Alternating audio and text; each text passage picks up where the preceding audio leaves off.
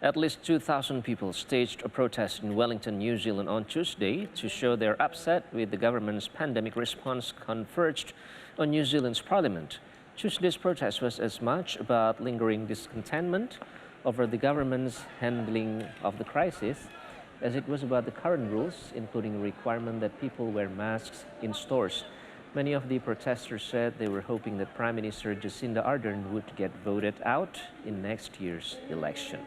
Speaking to the crowd, protest leader who is the head of New Zealand's Destiny Church, Brian Tamaki, he was starting a new political party to contest the election.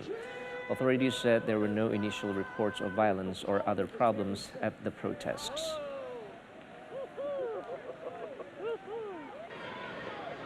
Meanwhile, in Haiti's capital, Port-au-Prince and other major cities, a couple thousand protesters blocked roads, shut down businesses, and marched through the streets on Monday to demand that Prime Minister Ariel Henry step down and to call for a better quality of life.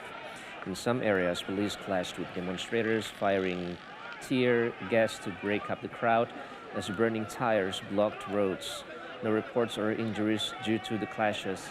However, an unidentified man fatally shot a demonstrator in Port-au-Prince and then flee in a car as the crowd temporarily scattered.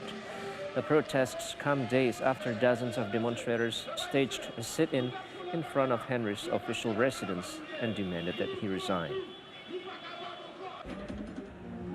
Meanwhile, in Argentina, left-wing social organizations held a demonstration in downtown Buenos Aires where they mourned and buried the Argentine minimum salary.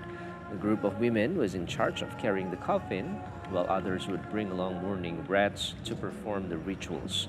The minimum wage in the country reached over 47,000 Argentine pesos.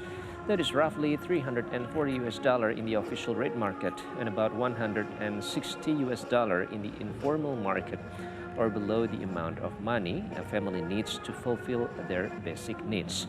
According to official figures, inflation in July was 7.4%, while the year-over-year core rate climbed to 71%, placing Argentina among the countries with the highest inflation in the world. Sus sueños, sus esperanzas. Pero gracias al fruto de nuestro trabajo, a no tener un salario mínimo, vital y móvil, han perdido la dignidad.